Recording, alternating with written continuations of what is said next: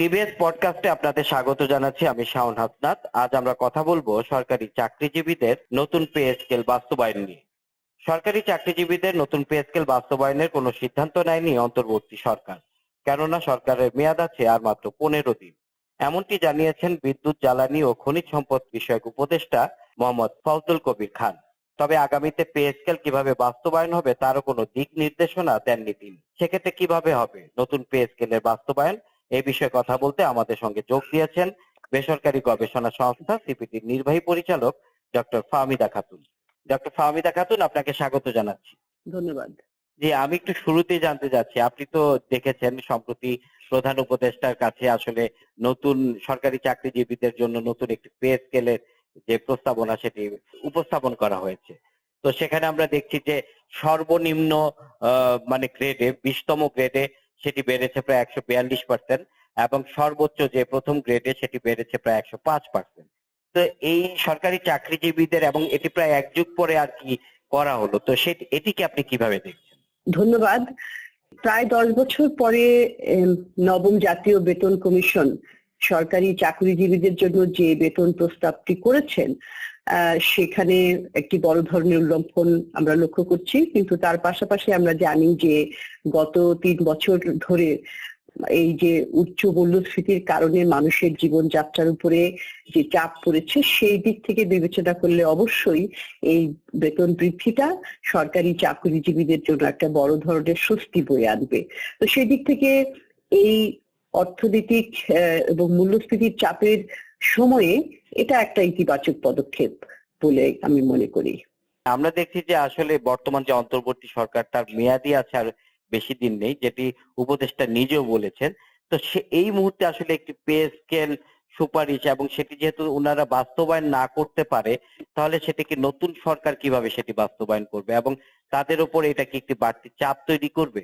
দেখুন, যেই সরকারি প্রস্তাবিত বেতন কাঠামোটি বাস্তবায়ন করতে যাবেন, তাদের জন্যই কিন্তু একটা চাপ হবে প্রচন্ড ধরনের। কারণ এই যে উচ্চ বেতন বৃদ্ধির কথা বলা হয়েছে, সেইখানে অতিরিক্ত অর্থ লাগবে বছরে 1,06,000 কোটি টাকা। তো সেই 1,06,000 কোটি টাকাটা কিভাবে জোগাড় করা হবে সেটা একটা বড় চ্যালেঞ্জ। সেটা এই সরকারই বলি বা পরবর্তী সরকারই বলি, এবং 15 দিন আছে এই বর্তমান অন্তর্বর্তীকালীন সরকারের। সুতরাং পরবর্তী সরকারকেই নির্বাচনের পরে তাদেরকে এটা বাস্তবায়ন করতে হবে। কারণ আমরা জানি যে আমাদের এখন যে রাজস্ব আহরণের অবস্থা, কিংবা সরকারের যে রাজস্ব স্পেস, যেটা অর্থাৎ সম্পদের টাকার অবস্থা, তো সেখান থেকে এই অর্থটা জোগাড় করা খুব কষ্টকর হবে। এবং সেই জন্যই এখন বিরাট প্রশ্ন হচ্ছে যে এই বেতনটা আসলে বাড়তি বেতনের অর্থটা কোথা থেকে আসবে। সরকারের যে রাজস্ব সক্ষমতাটা, এটা এই সীমিত আকারে, এবং আমরা জানি যে ট্যাক্স এবং জিডিপির যে রেশিও, সেটা 2025 অর্থ বছরে মাত্র 6.8% ছিল। আগের বছরের তুলনায় কম। আগে 2024-এ 7.4% ছিল। অর্থাৎ ক্রমান্বয়ে কিন্তু কমে আসছে আমাদের অভ্যন্তরীণ সম্পদ আহরণের সক্ষমতাটা। তো সেখানে সরকারের নিজস্ব পরিচালন ব্যয় কিংবা খরচপাতি ব্যয় করতে গিয়ে সরকারকে কিন্তু ব্যাংকের উপরে নির্ভরশীল হতে হচ্ছে। সরকার ব্যাংক থেকে ঋণ নিচ্ছে। এখন অন্যদিকে আবার দেখছি আমরা যে পরিচালন ব্যয় বেড়ে চলেছে, উন্নয়ন ব্যয় কমছে সেই তুলনায় বাজেটের মধ্যে যদি দেখি। এটা একটা, এই ধরনের একটা অবস্থায় সরকারকে এই বেতন কাঠামো বাস্তবায়ন করতে যে অনেক ধরনের, বিশেষ করে অর্থ জোগাড়ের চ্যালেঞ্জের মুখে পড়তে হবে। সেক্ষেত্রে এটি বাস্তবায়ন হবে কিভাবে, আপনার কি মনে হয়? দেখেন, যেহেতু অন্তর্বর্তীকালীন সরকার একটা কমিটি করে তারা এই কমিশনের মাধ্যমে প্রস্তাবটা করেছে, এবং এখানে একটা আকাঙ্ক্ষার সৃষ্টি হয়েছে, আশা। সুতরাং পরবর্তী সরকারকে এটা বাস্তবায়ন সীমিত আকারে হলেও শুরু করতে হবে। তো এখানে একবারে তো 1,06,000 কোটি টাকা জোগাড় করা সরকারের পক্ষে আমি দেখছি অসম্ভব, যদি না তারা আরো ব্যাংক থেকে ঋণ নিবে।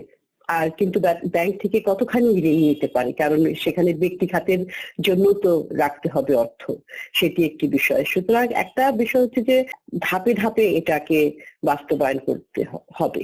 কোনোভাবেই একবারে অর্থ জোগাড় করা সম্ভব হবে না। ধাপে ধাপে, এবং বিশেষ করে মনে করেন যে যাদের বেতনটা নিচের দিকের গ্রেডে আছে তাদেরকে প্রথম দিকে দেওয়া, তো এইভাবে করে ফেজ বাই ফেজ তাদেরকে একটা রোড ম্যাপ বানাতে হবে।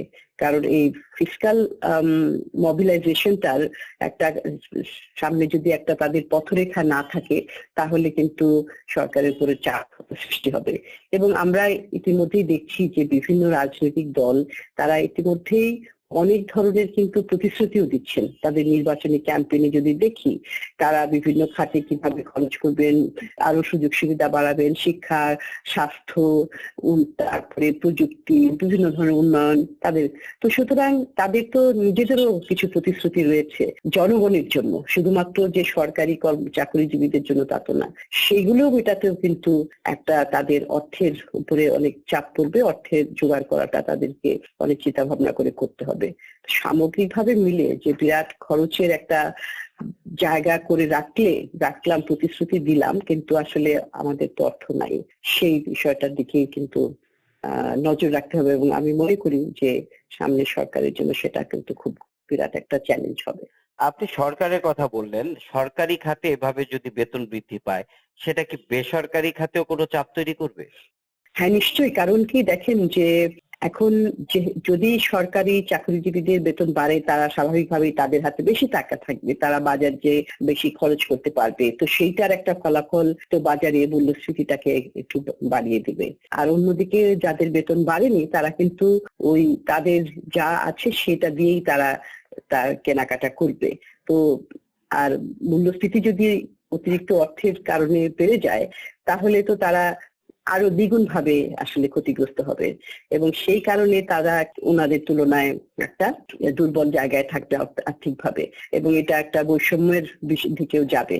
কারণ আমরা তো দেখছি যে অলরেডি ব্যক্তি খাতের যারা কাজ করে সেখানে দেখবেন উচ্চশিক্ষিত মাস্টার্স, অনার্স পাস করা যারা, তারাও কিন্তু খুবই কম বেতনে ঢোকে তারা। এবং বর্তমানে আমরা দেখছি যে যেহেতু ব্যক্তি খাত অনেক ধরনের চাপের মুখে রয়েছে, উচ্চ মূল্যস্ফীতি তো বটেই, এবং সেটার কারণে যে ঋণের সুদের হার বেড়েছে এটা একটা। আর তাছাড়া কাঠামোগত যে সমস্যা, আমাদের যে অবকাঠামোগত দুর্বলতা, স্মুথ বিজনেস করা, কস্ট অফ ডুইং বিজনেস, দুর্নীতি, ঘুষ, এইগুলো রয়েছে, তারপরে মানব সম্পদের দক্ষতা, এগুলোর যে সমস্যা রয়েছে, তার উপরে এই যে উচ্চ সুদের হার, এইগুলো মিলিয়ে অনেক ব্যবসার অবস্থা কিন্তু ভালো অবস্থায় নেই। সুতরাং তাদের জন্য সক্ষমতাটা থাকবে না যে তাদের নিজেদের চাকরিজীবীদের জন্য বেতনটা বাড়ানোর জন্য। তো সেই সক্ষমতাটা না থাকার কারণে কিন্তু একটা ফারাক, একটা বৈষম্য অলরেডি সৃষ্টি হয়ে যাবে।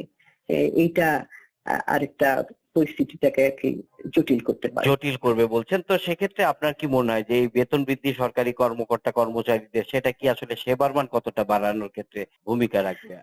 হ্যাঁ, দেখেন, এটাই খুব গুরুত্বপূর্ণ বিষয় যে বেতন বাড়াতে হবে, সেটা কোনো বিকল্প নাই মানুষকে বেঁচে থাকতে হলে। এবং সরকারি যারা কাজ করে তারা তো জনগণের জন্য সেবা দেন, সেই জন্য তারা যদি সন্তুষ্ট না থাকেন, তারা যদি মূল্যস্ফীতির চাপে তাদের জীবন যদি অসহনীয় হয়, তাহলে তারা মানুষের সেবা দিবেন কিভাবে?